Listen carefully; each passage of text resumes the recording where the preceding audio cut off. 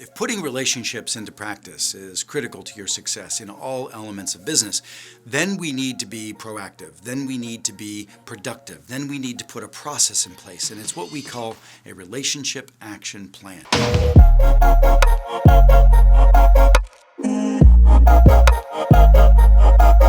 You can apply a relationship action plan to any part of your life. For your career, a relationship action plan basically asks the question, who are the critical individuals that I need to build relationships with to achieve the advancement of my career? And then once you've identified those individuals, you apply the relationship mindsets that we've talked about, which is you lead and you outreach to those individuals with generosity. You lead and you outreach to those individuals with authentically desirous of building real relationships inside of the organization with customers, among teams, etc. And you pressure and you force those relationships to really be highly productive. And ultimately, as the intimacy is accelerated, then you lean in and you make sure that you're candid and you hold each other mutually accountable. So the first focus is understanding strategically what you want to achieve. You can put a relationship action plan around your career. You can put a relationship action plan around sales. You can put a relationship action plan around running a team and managing a team. You can put a relationship action plan out of managing a family and making sure that your children grow up happy. I put a relationship action plan around my foster son. When my foster son came into my home, I wanted to make sure I got to know the critical individuals that would help my son be successful. I got to know his coach. I got to know his social workers that worked for the government that supported him. I got to know his teachers. That's just building a relationship action plan.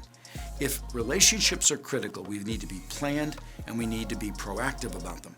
Let me make a note on, before I get into the details of a relationship action plan, which is to be planned does not mean to be fake. Purposeful doesn't mean fake. Purposeful means it's important. There's nothing fake about the relationships that I purposely decide to build.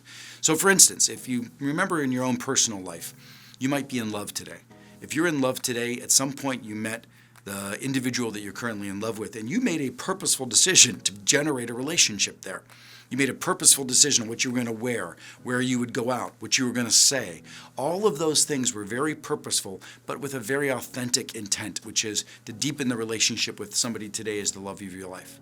Well, the same thing is true in business.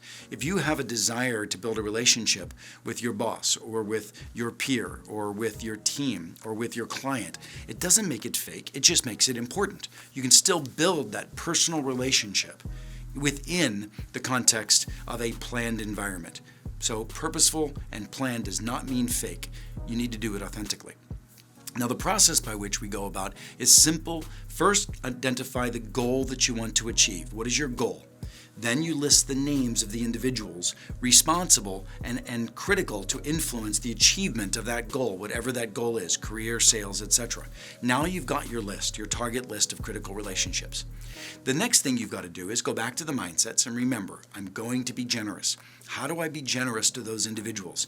You don't walk up to somebody. If you're looking for a job and you're trying to build relationships to get a job, really you're not building relationships. You're just trying to achieve a job. You don't walk around handing out your resume to people saying, can I have a job?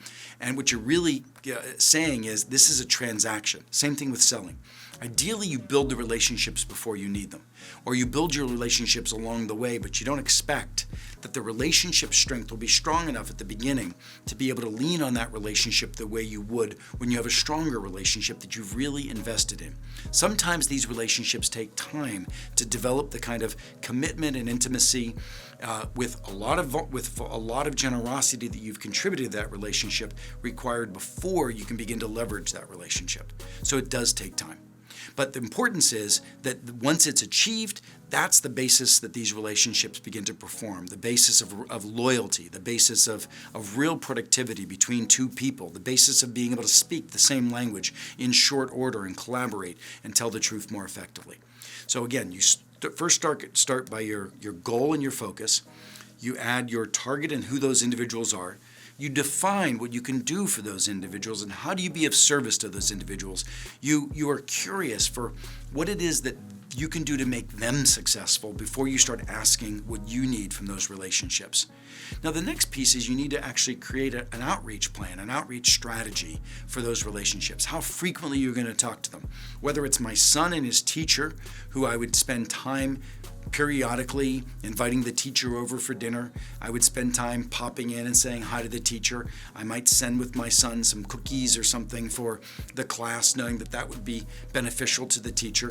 Those are all small acts of generosity and an outreach strategy that's planned and purposeful over a period of time to be of service and to deepen the relationship.